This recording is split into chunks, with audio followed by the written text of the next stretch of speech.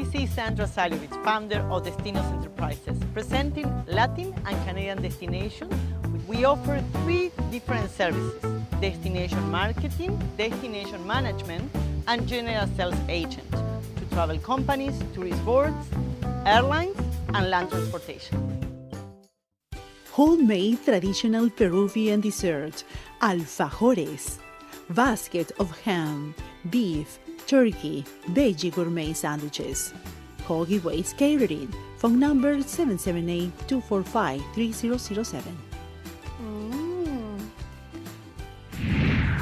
Today on this episode, we are going to visit the Marugame Castle, a formidable fortification built by Yolanda Montoya in 1587. Welcome to the Immigrants Magazine's program, but first, our teaser. Poetry, actually, I do believe what I say, but poetry has been proven that it has very strong healing power. De verdad les invito a que escuchen a sus adolescentes, se mantengan en comunicación constante con ellos. I listen to the wind of my soul. Marugame Castle itself was completed in 1644. Sadly, in 1869, the majority of the castle burnt down. Our guest has lived in Latin America, Middle East, and Europe. He considers himself like a troubadour, a minstrel. He loves music, poetry, philosophy. He believes in God, he believes in the humanity, and he believes in the forgiveness. Joaquin Gonzales Cardona is our guest in our Tell Us Your Story segment. Yeah, I think so. I think I was born to be an immigrant. The first time I was out of my country of origin that I remember, I was 7 years old. So it's been a while. You know, I'm 54 years old right now. So it's been quite a long time that I've been traveling through different countries. Well, the most important experience for me is to realize that the more countries, the more cultures you get to know and you get to visit and spend time with them, you realize how close we are to each other. There is much more things that make us very alike than things that make us different.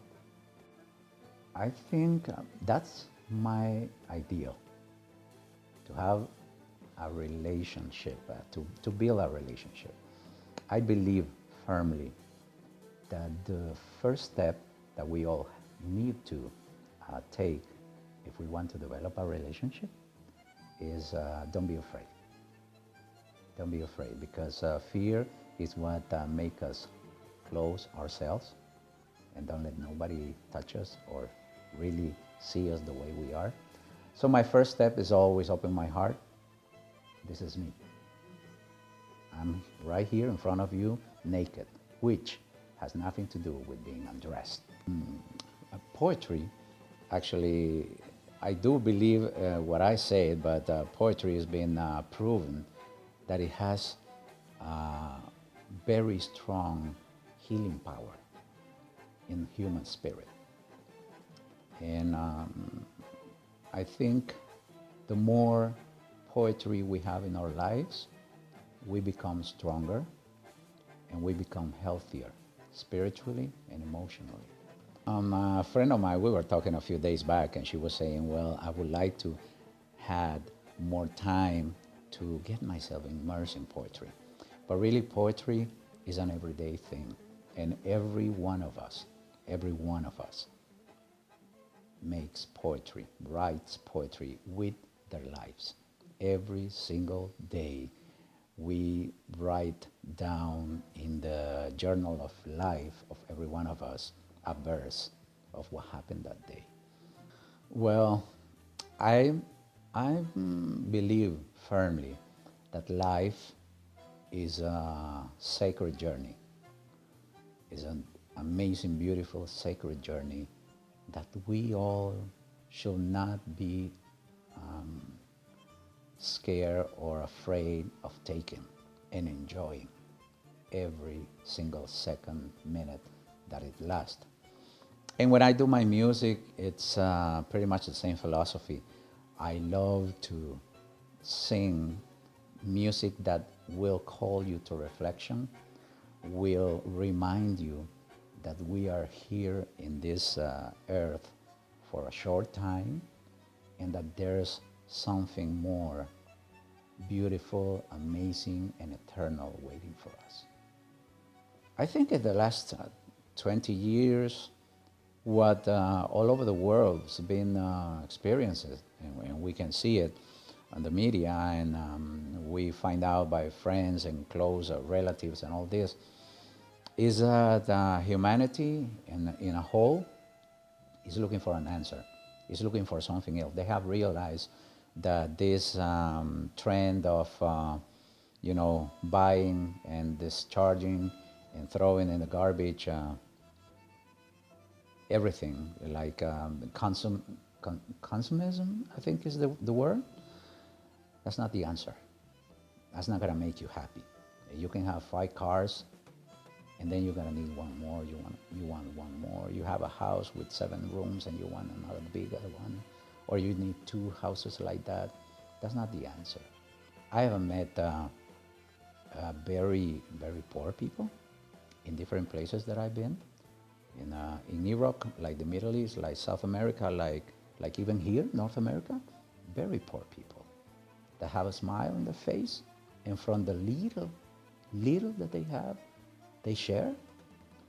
And I have met people with everything, and even more than what they need, that feel miserable. Let's talk about Huacho particularly. I spent a good time in that small city. And Huacho is recognized for being a place of shamanism. Shamanism is what some people call it. Some people call it witch doctor. Some other call it the healers. Well, this place is very important because it's like a nest of studies. I spent a great deal of time with them because it was important for me. And that was one of the most amazing experiences that I have in my life, to get to know them, to get to share knowledge, and to get to be educated by them, right? Because for me, it's very important, even when I do my music, or when I do the radio, when I talk, to spread healing. That's my point. That's why I'm here. Sayan is even smaller. It's a village, a tiny village. And that place was just perfect to get in contact with, with nature, with human nature, and with everything else. I remember that the biggest thing happening in Sayan was on Sunday afternoon. We all go to in front of a colonial ancient church.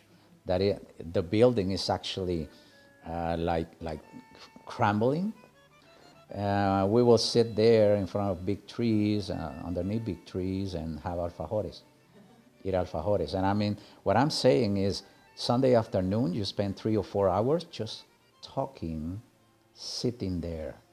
There is no rush. It doesn't exist. They don't know the meaning of that. You sit and talk, and you talk to the elders. And that's amazing, because here in North America, people don't want to spend time with elders. They don't like elders. They think they're too slow, right? Even when they drive, people think that they're too slow. And when they talk, and they don't spend time with elders. And elders are the ones that give us all the knowledge, all the education that we need to survive, to make it to the next century. But over there in Sayan, it was like that. We will sit down for 4 hours, just talking. Sometimes telling jokes, telling old stories, legends. And after that, dinner was ready. we go to this big house where there was about 40 people. There's a big, how do you call it? Yeah, un perol, a perol. And there was a jabalí in there being cooked with you know, the different spices that they have. It was really rustic. There was being cooked with logs and fire, and on chicha, which is a special drink that they have based on corn, and we will all eat together. I mean, everybody grab the piece, and it was not nicely cut. It was big pieces, you know. They will just rip them like this, and some rice. And I mean, 40 people that don't share anything. Well, I mean, not a family link, but everybody is the same. Everybody loves everybody. Everybody is friendly with everybody. There's no difference. Nobody asks you if you're part of the family or not. If one is going to eat, 20 are going to eat, 40 are going to eat in there. So those are experiences, very special experiences. Communication is extremely important in a teenager's life. We can understand how busy our lives can be nowadays. With a proper communication with your son or your daughter, you can build a solid and harmonious family. Why communication is vital in the teenager's life? Second part, our psychologist Yolanda Montoya has the answer. Cuando los hijos hablan de sí mismos, antes lo hacían de manera espontánea, cuando más pequeñitos, ahora se reservan porque es una manera de mantenerse a distancia de los padres, de mantener esa distancia para poder tener su propia personalidad, su propia forma de pensar.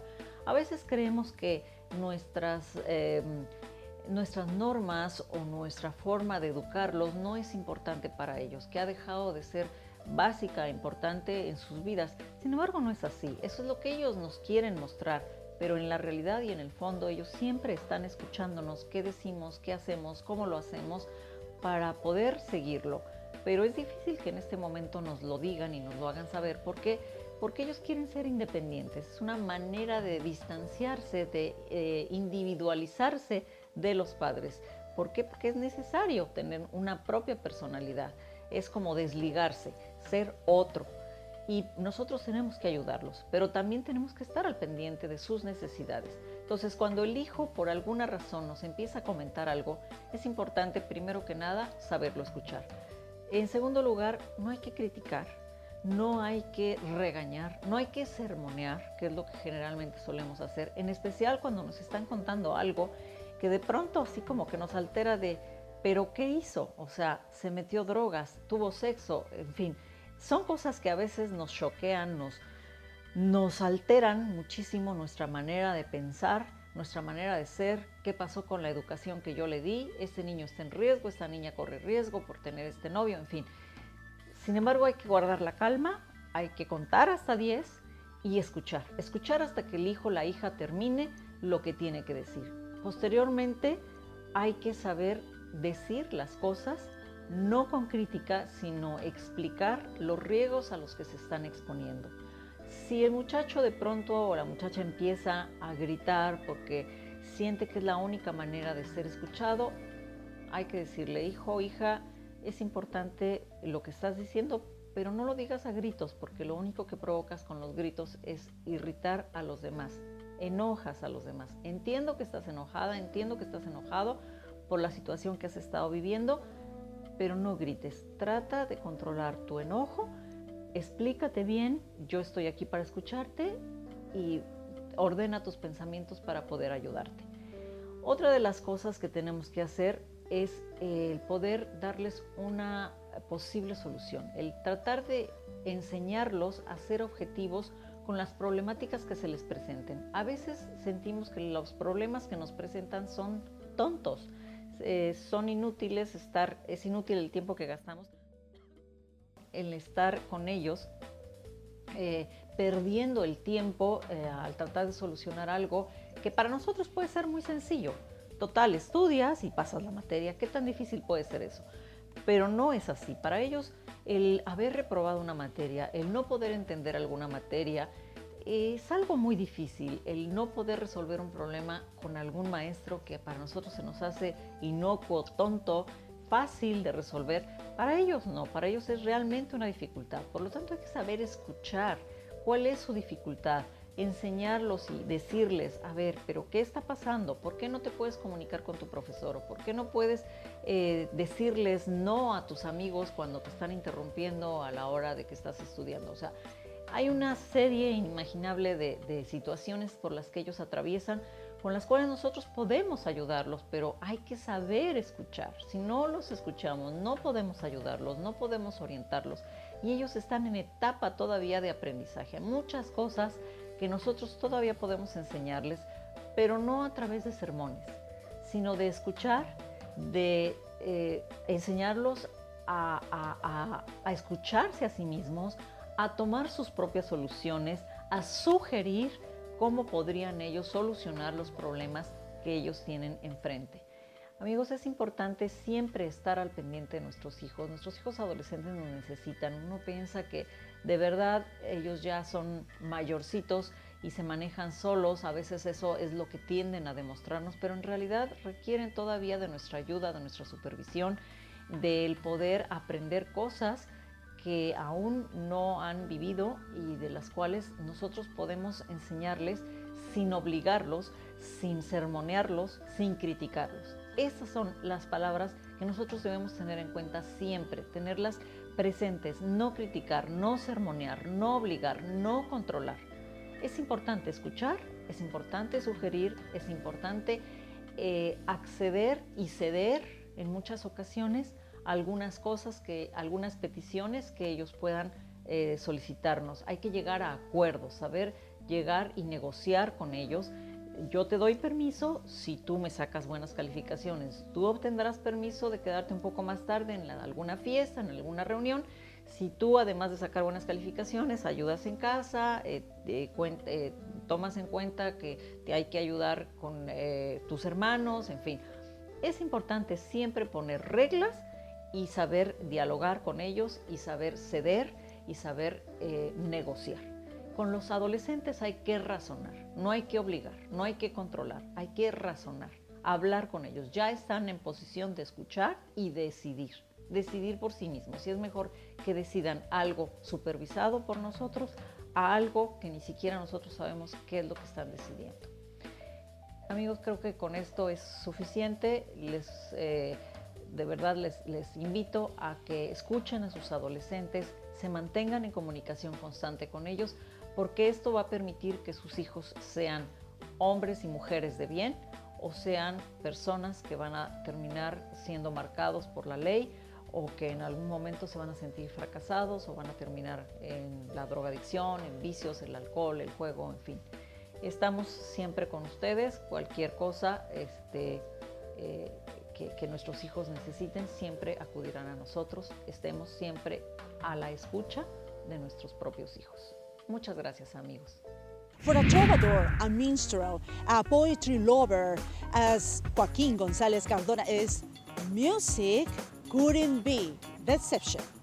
On our musical segment, Joaquin Gonzales Cardona. Now this is another song that it means a lot to me, lots of meaning. It's originally written by Yusuf Islam, and it reminds us, again, life is a sacred journey. This is about just living and enjoy life as long as we are here, by the time that we are here.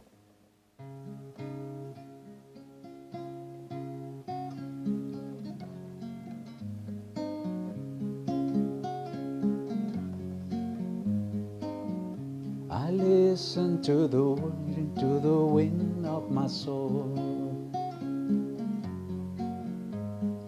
Well, I end up where I think only God really knows.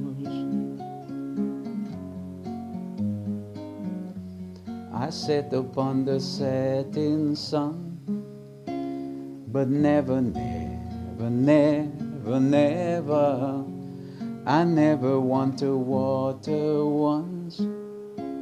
No, never, never, never.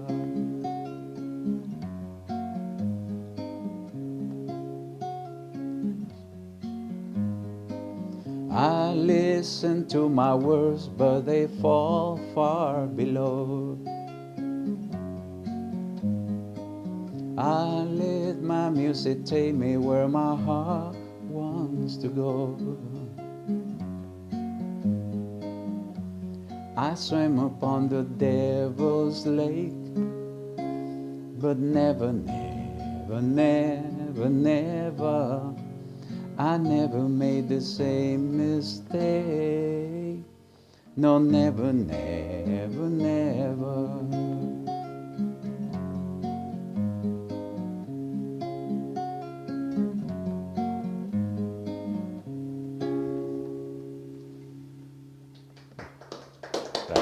Japan is a country rich in culture, traditions, and history.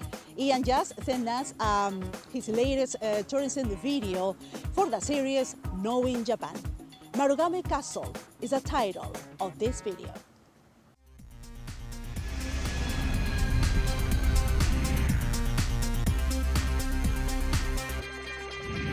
Welcome back to life in Marugame, Japan.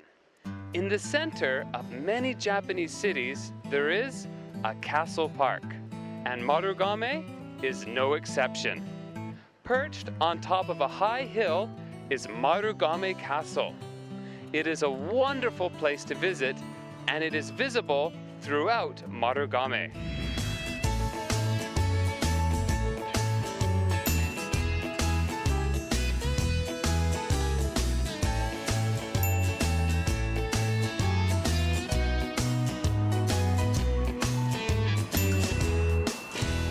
As you enter the front gate, you are greeted by many fish and turtles, which are perfect for disposing of old bread.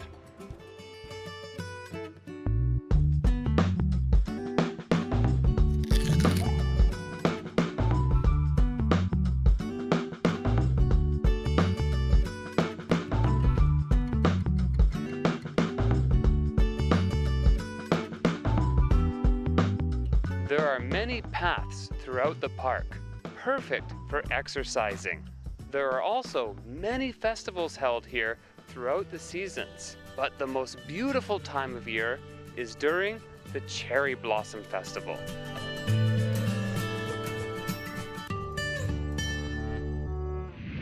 As I said before, the castle is perched on top of a high hill. Time to make the pilgrimage.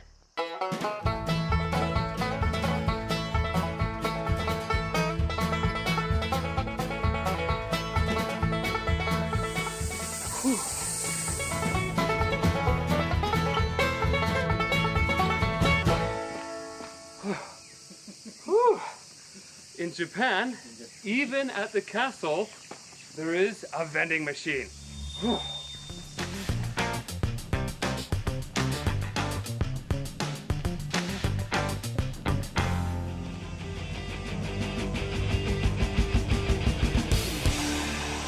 Very nice. Marugame Castle itself was completed in 1644. Sadly, in 1869, the majority of the castle burnt down. What is left today is roughly the same size as a generous suburban home. Nonetheless, it is a beautiful structure, and the views from the top are amazing.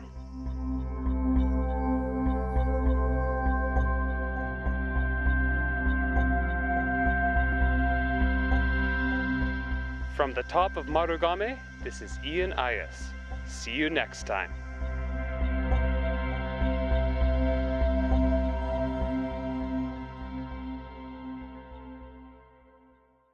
After traveling to Japan, behind the scenes, next.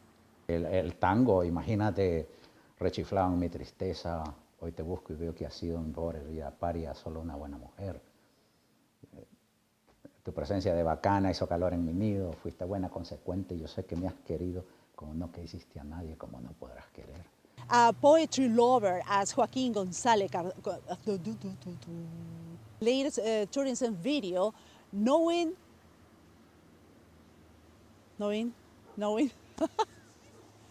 what? Dream believe, and love is our message from this episode 133. Why? Because dreaming, believing, and loving will allow you to create a world without rancor and hatred. I am Fabiola Palomino, your host.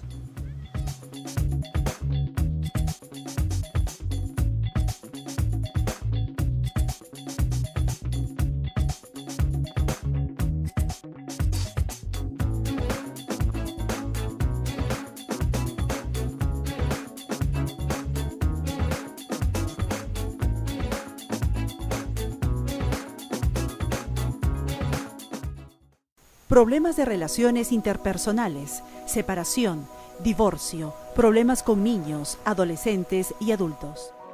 Soy la doctora Yolanda Montoya, soy Clinical Counselor y mi teléfono es el 604-861-1071.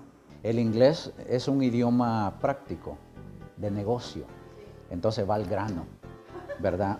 Y entonces, sí, entonces cuando tú traduces, por ejemplo, a mí me gusta mucho Walt Whitman, que es un poeta, ¿no?, norteamericano, era un judío. Y por ser judío, él es muy bueno, no tanto el hecho de que era norteamericano, sino el hecho de que era judío. Entonces él era un judío ortodoxo. Esa gente vienen con un conocimiento tremendo. Pero bueno, me gusta leerlo a él, me gusta leer a Leonard Cohen, ¿verdad? El Troubadour que tenemos nosotros aquí de Montreal.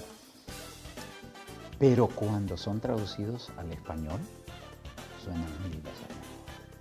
Cuando tú lees... sí,